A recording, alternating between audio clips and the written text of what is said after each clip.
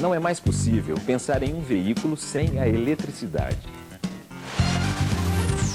Ela é utilizada modestamente em uma lâmpada de advertência e, de forma estratégica, no centelhamento das velas de ignição.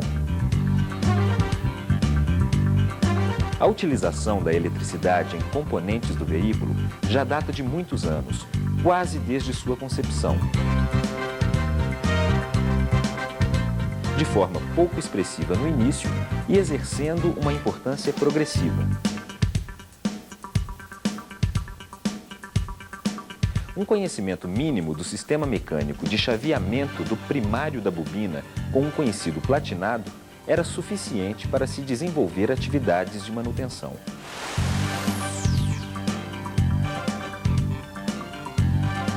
Hoje, a eletricidade é responsável pela vida do automóvel e principalmente do motor.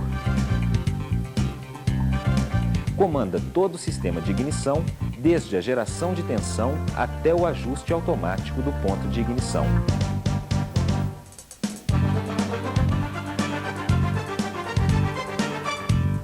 É responsável pelo controle de todo o sistema de alimentação, estratégias de autodiagnósticos, sistemas de segurança, dispositivos de frenagem controlada, suspensão ativa, mecanismos de trava e acionamentos elétricos, iluminação, acessórios e outras dezenas de sistemas eletrônicos.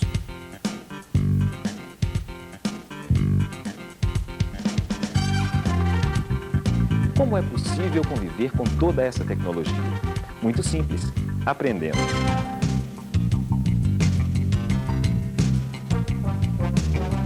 A SET Serviços e Treinamentos Especiais apresenta mais um vídeo da série Videocarro, Eletricidade Básica, com os olhos no futuro, ajudando você a entender.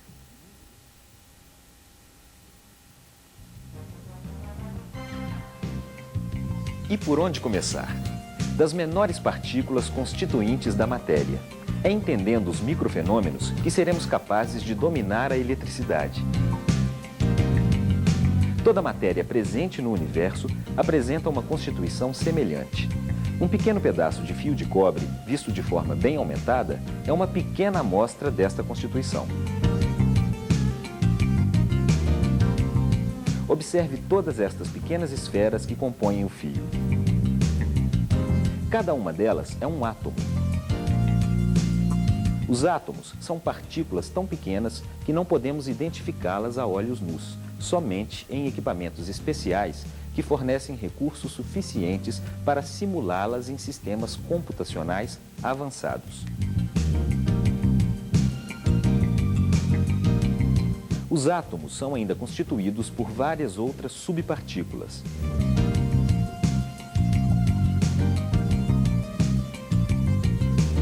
Para o nosso estudo de eletricidade, consideraremos apenas 3 delas. O núcleo, constituído pelos prótons e nêutrons, indicados pelas cores vermelha e verde, e o elétron, que gira ao seu redor, representado pela cor amarela. Os elétrons e os prótons são partículas carregadas eletricamente. O próton apresenta uma carga positiva e o elétron uma carga negativa. O nêutron, como o próprio nome indica, é neutro. A lei das cargas elétricas estabelece que cargas de sinais opostos se atraem e de mesmo sinal se repelem.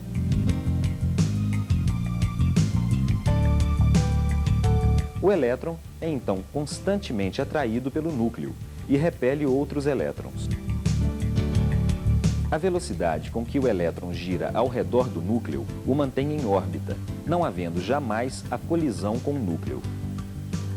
Esta é uma característica surpreendente destas partículas e a chave para a compreensão da eletricidade.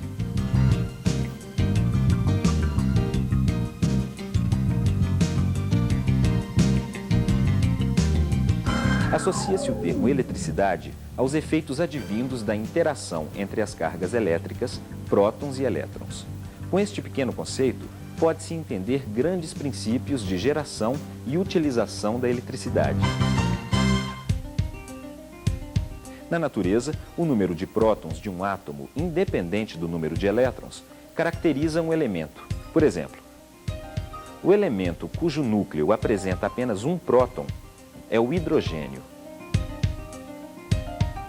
Com 2 prótons é o hélio. Com 8, o oxigênio, e assim por diante.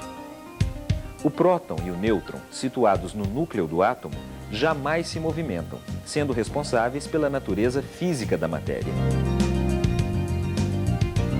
Os cientistas afirmam que o átomo é a menor partícula da matéria que contém as mesmas características do elemento que constitui. Assim, um átomo de hidrogênio tem a mesma estrutura de um grande volume de gás hidrogênio. Já os elétrons não interferem na constituição da matéria.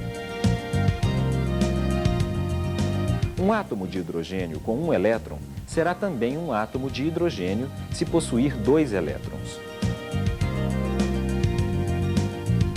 Quando um átomo contém um número de elétrons igual ao de prótons, apresenta-se eletricamente neutro. Desta forma, a carga positiva do próton é anulada pela negativa do elétron. Mas se por alguma razão o elétron for afastado do seu núcleo, temos criadas 2 cargas elétricas, ou seja, uma carga positiva, o núcleo, e uma carga negativa, o elétron.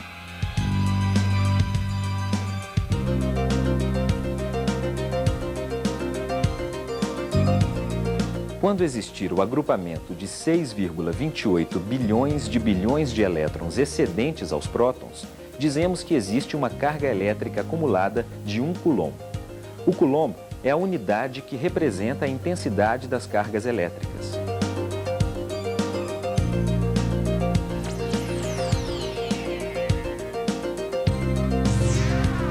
Se observarmos a estrutura atômica mais profundamente, podemos perceber que os elétrons giram ao redor dos seus núcleos, em órbitas elípticas e em camadas, conhecidas como níveis eletrônicos.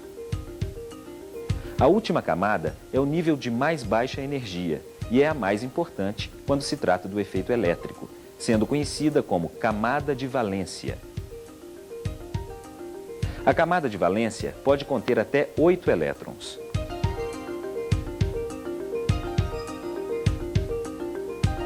Se ela contiver menos de 3 e estiver mais distanciada do núcleo, mais apto o átomo estará a doar elétrons. Esta característica pode ser observada em materiais mais nobres, bons condutores elétricos, como o cobre,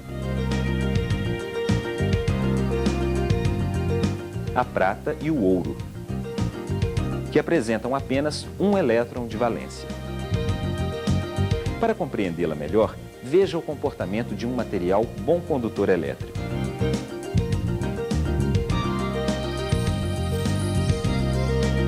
Neles, existe um contínuo compartilhamento de elétrons de um átomo com o outro. Tão baixa é a energia para retirar os elétrons dos seus átomos originais que acabam por sofrer a atração dos núcleos vizinhos e movimentam-se livre e desordenadamente no material. Esta forma de ligação entre átomos é conhecida como ligação metálica, sendo uma característica essencial do bom condutor elétrico. Nem todos os materiais são bons condutores elétricos. Se o átomo constituinte do elemento apresentar a camada de valência quase completamente preenchida, ou seja, 6 ou 7 elétrons, será necessário uma grande quantidade de energia para retirar um elétron, pois a energia introduzida será distribuída entre todos os elétrons desta camada, restando pouca para cada um deles.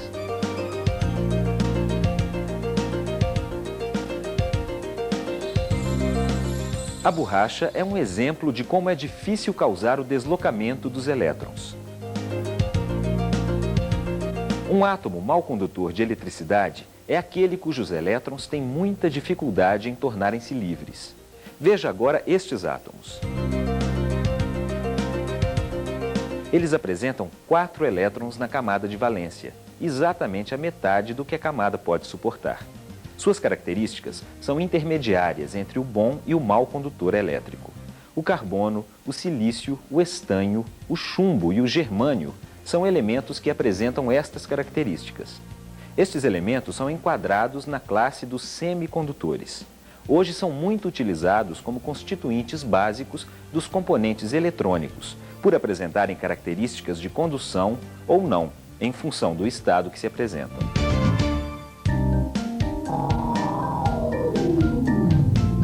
Como aproveitar estes pequenos, porém grandes trabalhadores da natureza em nosso benefício? É simples, aplica-se uma força externa sobre eles. Passam assim a se deslocar ordenadamente, gerando um fluxo contínuo de elétrons. Este fluxo é conhecido como corrente elétrica. Em qualquer condição, a produção da eletricidade, ou seja, a liberação do elétron do seu núcleo, requer energia e o seu ordenamento requer força. Esta energia pode ser fornecida ao átomo de diversas formas.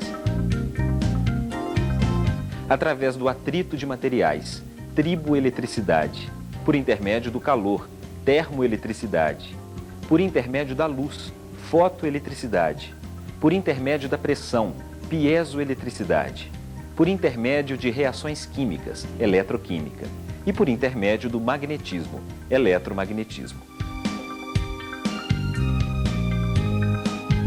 A triboeletricidade, ou eletricidade a partir do atrito, pode ser gerada de forma simples, atritando um bastão de teflon com um lenço de seda. Ao fazer estes movimentos, os elétrons do bastão são retirados pela seda. E o bastão, por apresentar insuficiência de elétrons, torna-se carregado positivamente. Ao aproximá-lo de um monte de papel picado, a força de atração entre as cargas do bastão e dos pedaços de papel movimenta-os, pois são muito leves. Esta atração existe no sentido da busca da neutralização das cargas. Este tipo de eletricidade é conhecida como eletricidade estática. A eletricidade também pode ser gerada a partir do calor. Alguns materiais, quando unidos, doam elétrons entre si, como é o caso do par zinco e cobre. Entretanto, as cargas elétricas produzidas a temperatura ambiente são pequenas, pois a energia térmica não é suficiente para liberar um número grande de elétrons. Porém, se for aplicada uma fonte de calor na junção dos materiais e sua temperatura aumentar, aumenta-se também o número de elétrons doados.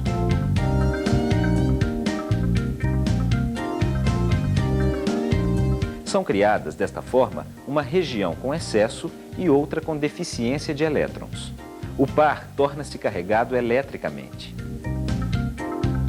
Esse dispositivo é vastamente utilizado em sistemas de medidas e controle, sendo conhecido como par termoelétrico ou termopar.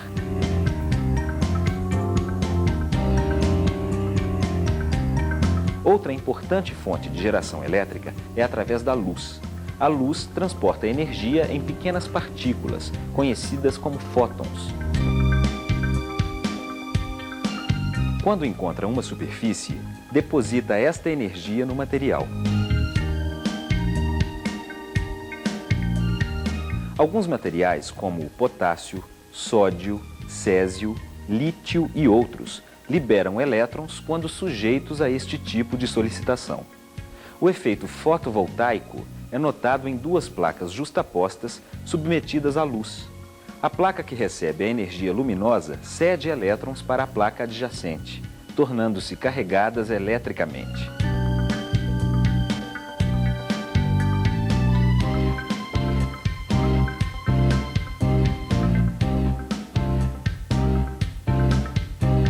Uma calculadora com bateria solar é um exemplo da utilização deste efeito. Este princípio ainda é pouco utilizado na indústria automobilística, embora suas perspectivas tornem-se cada vez mais promissoras.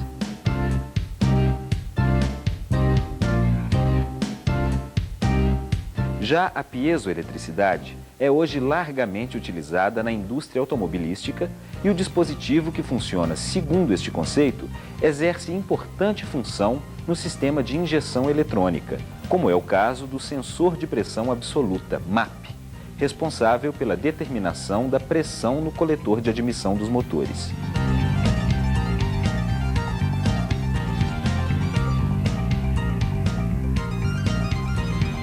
O efeito da pressão sobre alguns tipos de cristais, como sais de Rochelle, e algumas cerâmicas, como titanato de bário, causa o deslocamento dos elétrons no sentido oposto à força aplicada.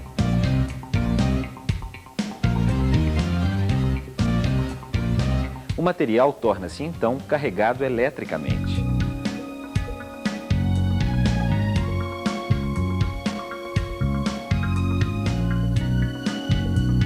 Os microfones utilizam também este princípio, transformando em sinais elétricos as ondas sonoras de pressão que atingem o cristal interno.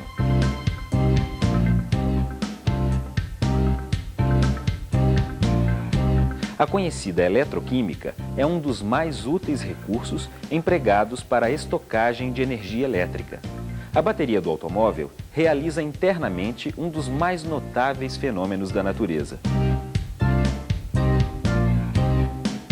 A combinação de determinados metais com uma apropriada solução aquosa provoca uma reação química que transfere elétrons dos metais, produzindo as cargas elétricas. Também foi descoberto que campos magnéticos em movimento produzem força eletromotriz. Um ímã permanente, quando movimentado sobre um condutor, causa o movimento dos seus elétrons livres.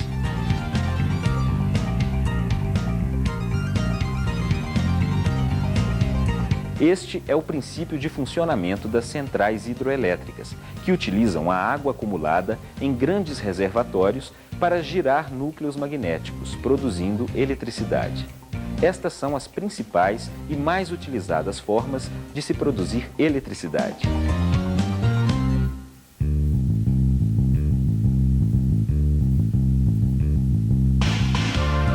Quando um material apresenta uma diferença de concentração de elétrons, estamos dizendo que apresenta-se com uma diferença de potencial elétrico. Na linguagem coloquial, é comum dizer que existe uma voltagem entre as extremidades do elemento. Os termos diferença de potencial elétrico, tensão elétrica e voltagem têm o mesmo significado físico. Quando um elemento apresenta uma diferença de potencial capaz de fazer com que uma carga de 1 coulomb realize 1 joule de trabalho, dizemos que possui uma tensão de 1 volt. Vamos raciocinar. 1 joule representa, de uma forma análoga, a quantidade de energia necessária para se elevar por 1 metro um peso equivalente a 100 gramas. Correlacionando os conceitos anteriores, pode-se dizer que a tensão de 1 volt representa de forma prática 6,28 bilhões de elétrons capazes de elevar por 1 metro um peso de 100 gramas.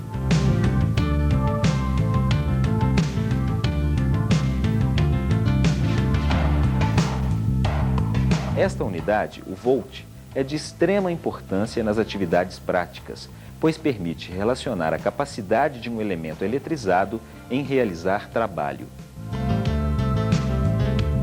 O efeito elétrico que podemos aproveitar é, em geral, oriundo da consequência da existência de diferença de concentrações de elétrons.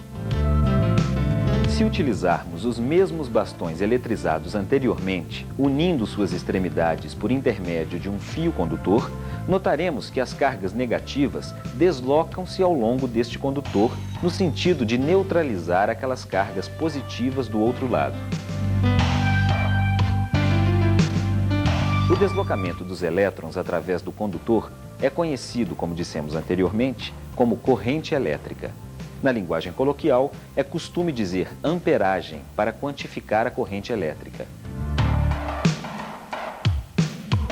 A unidade ampere foi criada para representar a quantidade de elétrons que flui em um condutor no tempo.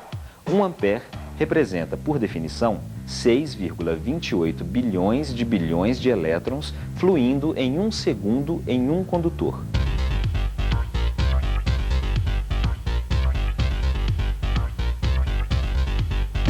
Os conceitos de tensão e corrente elétrica são os mais básicos e importantes conceitos da eletricidade. Para verificar se você compreendeu realmente o que representa tensão e corrente elétrica, resolva as questões 1 a 10 do questionário que acompanha este vídeo e envie para 7 empreendimentos. Participe!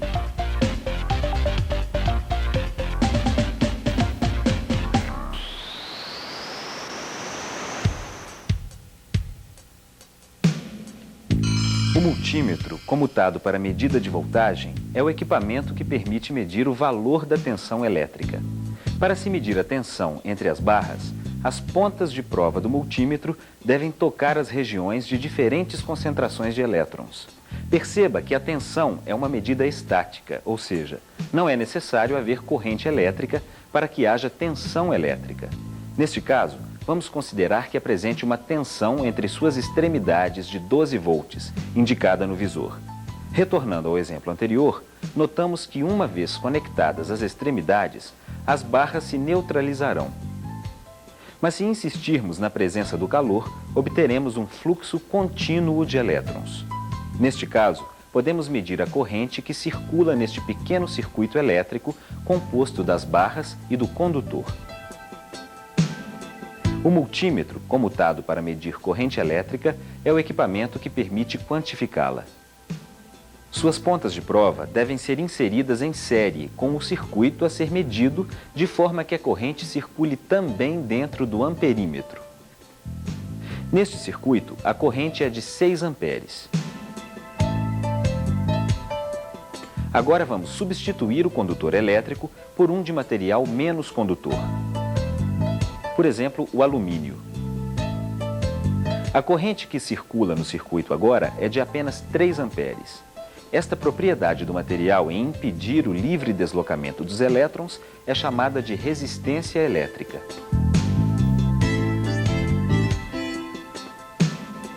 Como pode ser notado, existe uma relação direta entre as características do condutor e da corrente que circula no circuito. Esta relação é expressa pela lei de Ohm.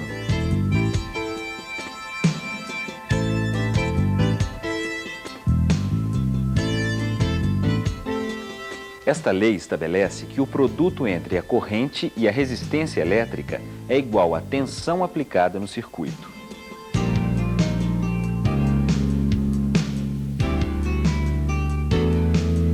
Retornando novamente ao exemplo anterior, podemos dizer que o valor da resistência do condutor é a tensão de 12 volts dividida pela corrente de 6 amperes, sendo igual a 2 ohms.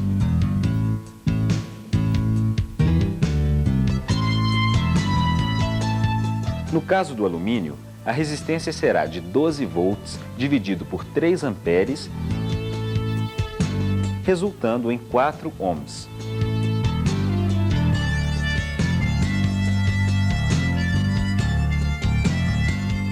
O multímetro, comutado para leitura de resistência, é o equipamento utilizado para medir a resistência elétrica. Veja um exemplo prático de como utilizar o multímetro para medir resistência. O sensor de temperatura do motor será o nosso circuito resistivo. Ao tocar as pontas de prova do multímetro nos 2 terminais do sensor, o visor indicará imediatamente o valor da resistência do circuito interno do sensor. Vamos raciocinar?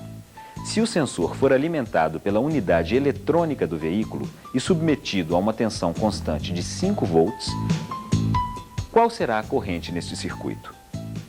É simples. Como o circuito pode ser representado pela lei de Ohm, basta dividir a tensão de 5 volts por 2.500 ohms. Obtém-se 0,002 amperes. Quando as correntes envolvidas no circuito são muito pequenas, como esta, a ciência que as estuda é conhecida como eletrônica. A maioria dos circuitos elétricos no veículo pode ser descrita pela lei de Ohm, e esta simples lei pode auxiliá-lo na identificação e solução de problemas. Teste novamente seus conhecimentos resolvendo as perguntas de número 10 ao 20 do questionário. Elas se referem à medida e aplicação da lei de Ohm.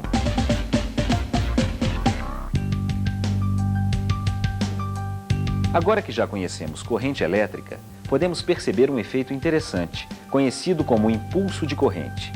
A velocidade de deslocamento de um elétron depende do material ao qual pertence. Notadamente, estas velocidades não excedem alguns centímetros por segundo. Significa que ao movimentarmos o interruptor de uma lâmpada incandescente, o efeito iluminante deveria ser notado após alguns segundos. No entanto, a reação é praticamente instantânea. Isto ocorre porque o elétron próximo ao interruptor não precisou viajar ao longo do condutor para excitar o filamento da luz. Ele simplesmente repeliu o elétron do átomo seguinte ao penetrar em sua órbita, gerando um deslocamento em cadeia daqueles subsequentes.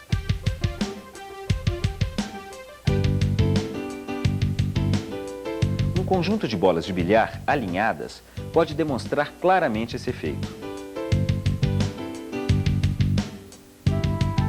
Ao tocar na primeira bola, a última será expulsa imediatamente. Desta forma, embora os elétrons se desloquem lentamente no material, a corrente elétrica se desloca à velocidade de 300.000 km por segundo. Este efeito nos permite ter prontidão de reação em acionamentos remotos, como o circuito da lâmpada anterior. Você já deve ter ouvido falar sobre resistência infinita.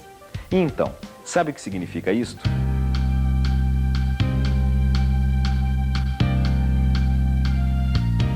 Quando não é possível extrair o elétron de um átomo, é dito que este material apresenta uma resistência infinita, ou seja, não é possível deslocar elétrons por ele. O hélio, o neônio, o criptônio, o xenônio e o radônio são conhecidos como gases inertes ou nobres e são absolutamente estáveis, apresentando a camada de valência completa. Na prática, porém, determinadas condições podem representar uma resistência infinita. Por exemplo, veja esta bateria carregada e exposta ao ambiente. Se o ar fosse um bom condutor elétrico, estaria circulando uma corrente elétrica entre os eletrodos da bateria. No entanto, não há, embora exista uma tensão de 12 volts entre os terminais. Neste caso, podemos dizer que o ar apresenta uma resistência extremamente grande, não havendo circulação de corrente elétrica por ele. Por outro lado, se observarmos uma vela de ignição exposta ao ar ambiente e aplicarmos uma tensão de 15.000 volts entre os eletrodos, notaremos uma centelha elétrica. Nesta condição, o ar deixou de ser isolante e passou a conduzir a eletricidade. Portanto, uma resistência elevada pode ser vencida, mas necessita-se uma tensão suficientemente alta. O teste de resistência elétrica de um fio pode ajudar a entender o que é uma resistência infinita. Faça o seguinte: conecte os terminais do multímetro nas duas extremidades de um fio. O multímetro deverá indicar uma resistência igual a zero. Na prática, significa que o material apresenta uma resistência tão pequena que o multímetro não tem recursos para quantificá-la. Este é um material bom condutor elétrico. Agora, corte o fio. A nova resistência lida será infinita. Este valor encontrado indica que o ar presente entre as pontas aparadas do fio é extremamente resistente à passagem de eletricidade. Este circuito é conhecido como circuito aberto. Portanto, embora teoricamente seja possível vencer a resistência de qualquer isolante, na prática não é possível em virtude das limitações de tensão dos circuitos. Esta observação é que produz os termos resistência zero e infinita. O que usamos de tudo isto? A eletricidade devidamente aproveitada é capaz de produzir calor, luz, pressão, campos magnéticos e reações químicas. Vejamos alguns exemplos. Como a eletricidade produz calor?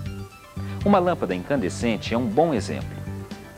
A circulação da corrente elétrica no filamento de tungstênio libera parte da energia transportada pelos elétrons sob forma de calor. Atribui-se esta perda de energia ao atrito entre os próprios elétrons. Um outro exemplo é mostrado através da fusão de um fio submetido a uma alta corrente elétrica. Neste caso, a resistência do fio era tão pequena que, ao aplicarmos uma diferença de potencial de 12 volts, a corrente elevou-se tanto que a geração de calor e a consequente elevação de temperatura causou sua fusão. A resistência de aquecimento da sonda lambda é também um outro exemplo. Esta resistência é responsável por elevar a temperatura do óxido de zircônio, até que passe a conduzir íons de oxigênio. Eis aí um novo e importante conceito, o de íons. Quando um átomo apresenta-se com deficiência ou excesso de elétrons, dizemos que está sob a forma iônica. E a produção de pressão? Onde é utilizada? Todos conhecem um fone de ouvido de um equipamento de som. É um clássico exemplo. Quando aplicada uma tensão apropriada nas extremidades de um cristal, ele sofre uma torção que faz vibrar um diafragma, produzindo ondas sonoras audíveis.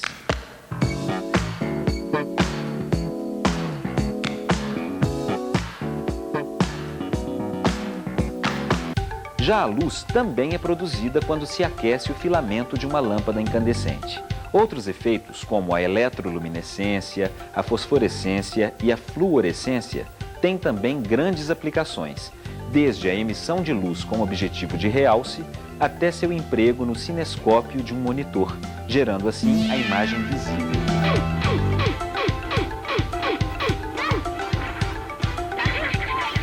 A reação química é conseguida por um processo conhecido por eletrólise. A eletricidade produz força que é capaz de interferir em ligações químicas. A eletrólise é o meio pelo qual se produz gases, como o hidrogênio e o oxigênio, a partir de uma solução aquosa de ácido sulfúrico. Outra importante aplicação da eletrólise é a eletrodeposição, que permite o recarregamento de uma bateria de chumbo.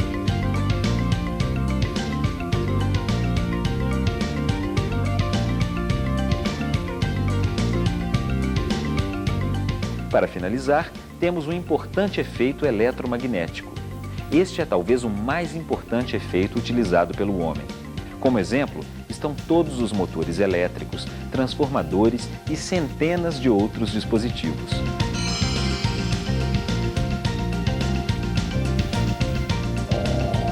Este fenômeno de indução eletromagnética pode ser visualizado computacionalmente, através das linhas de campo magnéticos formadas ao redor de um elétron.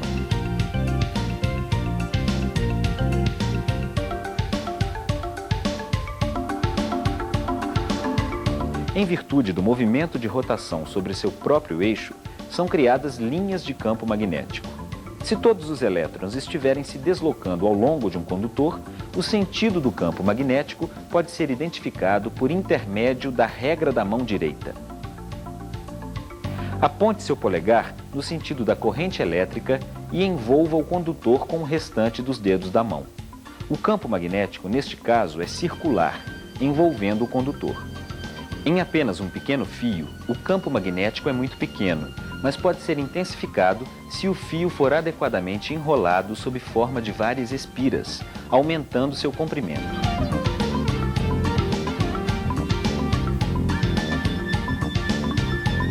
Neste caso, as linhas de campo magnético estarão em sentido único, produzindo um forte campo magnético.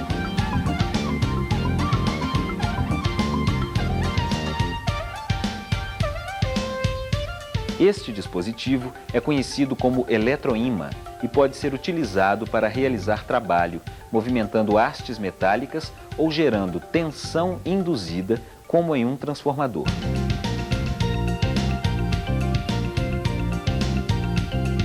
Um motor elétrico também aproveita o resultado deste efeito. De forma simplificada, o motor elétrico é uma espira circulada continuamente por uma corrente elétrica. O campo magnético gerado no interior da espira pela passagem da corrente elétrica provoca a repulsão da própria espira em razão do campo permanente gerado pelos ímãs envolventes.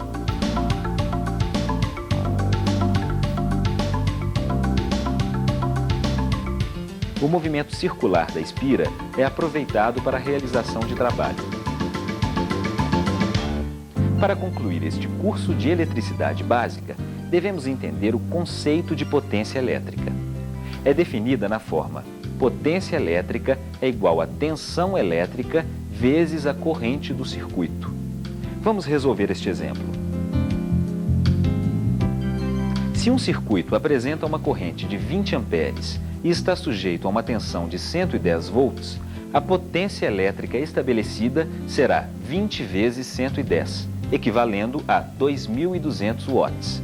Esta é a potência de um pequeno chuveiro elétrico.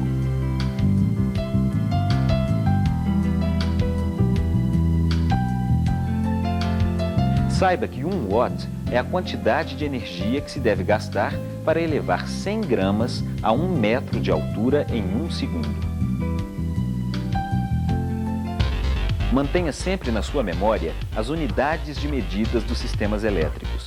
São elas: para a tensão elétrica, o volt; para a corrente elétrica, o ampere; para a resistência elétrica, o ohm; para a potência elétrica, o watt; e para a carga elétrica, o coulomb.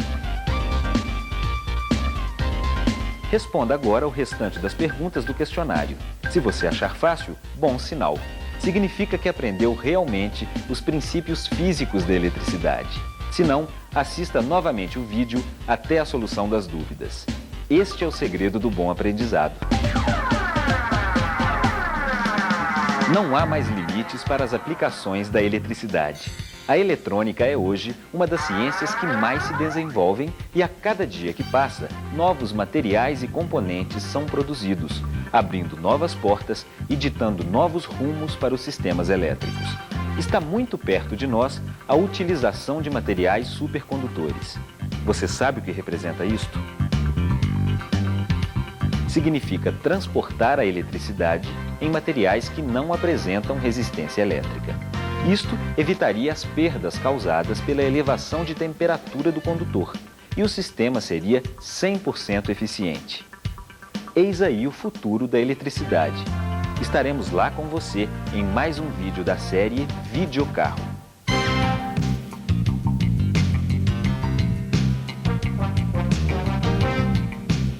Videocarro, tecnologia em treinamento à distância.